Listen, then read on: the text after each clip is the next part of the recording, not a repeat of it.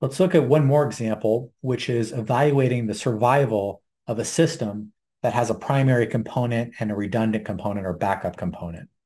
Component one that's shown here is normally operating, and component two is the backup. Let's assume that if component one fails, component two is immediately activated via the switch, and we'll say that the entire system fails if both components fail. Let's assume that the probability of failure for each component is exponentially distributed with failure rates alpha 1 and alpha 2 respectively. What we want to know is what's the probability that the system survives until at least some time t sub min. We'll denote the failure of the first component by capital X and the second component of capital Y. The exponential distributions are a well-known PDF, and those are given as shown here. Note that both random variables range between 0 and plus infinity. We're interested in the time until both components fail, that is, the entire system fails, and we'll designate that by the capital letter Z, which is X plus Y. The first thing we need is the PDF of Z. If you have a function of two random variables, it's generally quite difficult to compute because you have to use what's called a convolution integral. To give an example, in this case, when we have y plus x, the PDF of f of x is f of x times f of y evaluated z minus x, all integrated from minus infinity to plus infinity dx. In the second line, I've simplified the integral by taking out things that don't vary with x. And note that the limits of integration, where x varies from 0 to z, is obtained based on the inequalities that I show here. After a bit of work, you can find that f of z is equal to the first expression in the brackets if alpha sub 1 is not equal to alpha sub 2, and the second expression if alpha 1 is equal to alpha 2. Let's assume that alpha 1 is not equal to alpha 2. That does frequently happen in practical applications because oftentimes a redundant system has a different reliability than the primary system. As an example, in your car, your primary set of tires probably has a higher reliability than your spare tire. The next thing is to compute the probability that z is greater than t min, and that's 1 minus the probability that z is less than t min. And we can compute that directly from the PDF, which we've now obtained, again, assuming that alpha 1 is not equal to alpha 2. We arrive at this expression where I've defined kappa as alpha 1 times alpha 2 divided by the quantity alpha 1 minus alpha 2. Again, after quite a bit of work, we can arrive at this expression that's shown below. This is the probability that the system survives for at least t min in terms of the parameters alpha 1 and alpha 2.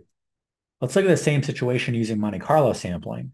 In this case, the exponential distributions have a well-known CDF, and they're given by f of x is 1 minus e to the minus alpha 1x. In addition, f sub y given x is equivalent to f sub y. And the reason is that once the first component fails and the second component turns on, the failure time of the second component doesn't depend upon the failure time of the first component. Those are isolated and independent. So we can either use inverse sampling using these two CDFs, or we can use a random number generator that's built into our software. This is the pseudocode for the expected system failure time. For concreteness, again, I'm just setting specific values of these parameters. Let's say that alpha 1 is 0.002, alpha 2 0.001, t minimum time is 2000, nsamps 100,000. As you can see here, I set an array for z. I take a value or a sample value of x, sample a value of y. Notice that those are independent and only a function of the failure rates. Then I save the value of x plus y into an array z. Then I can just find, once I have those samples, I can use a find command to find all the samples that are greater than some t min. Remember, those are failure times, and then compute the probability based on the total number of samples that were meeting that condition divided by the number of samples that were drawn in SAMs. This slide shows the results of the Monte Carlo study. Alpha 1, which is 0.002, let's say it's per day in terms of the units, that would be one failure per 500 days. And alpha 2 that we define, 0.001, is once per 1,000 days. We have that the minimum time is 2,000 days.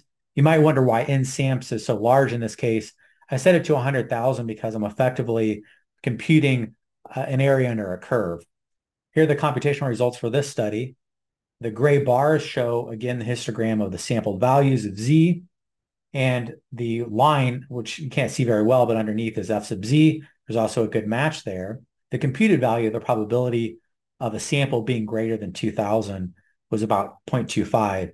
In this case, I was only at 0.37% error using the theoretical expression that I showed previously, with a study time of 0.43 seconds. In this case, again, doing the Monte Carlo study was much simpler than doing the calculus to get the theoretical expression. To summarize what we've seen, first of all, Monte Carlo analysis can be used to calculate statistics of interest in complex stochastic systems, especially when you have multiple interacting parts where you know something about the physics of the underlying subsystems. It relies on taking samples of underlying PDFs of the subsystems combined with the logic of the interaction of those subsystems to obtain the output histogram of interest.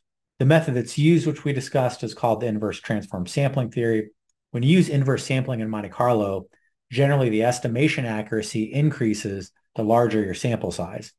We looked at a few fairly simple examples today where we could obtain analytical results for various probabilities and statistics, but even in those examples, it was fairly difficult to get an answer. Monte Carlo analysis is especially useful if you have combined probability densities or complex system interactions that are difficult or intractable to obtain these analytical expressions.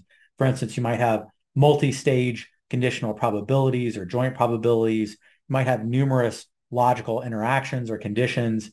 You could also have empirical PDFs in a real-life situation where you don't have some nice standard form like an exponential or normal distribution, in which case inverse sampling becomes especially useful.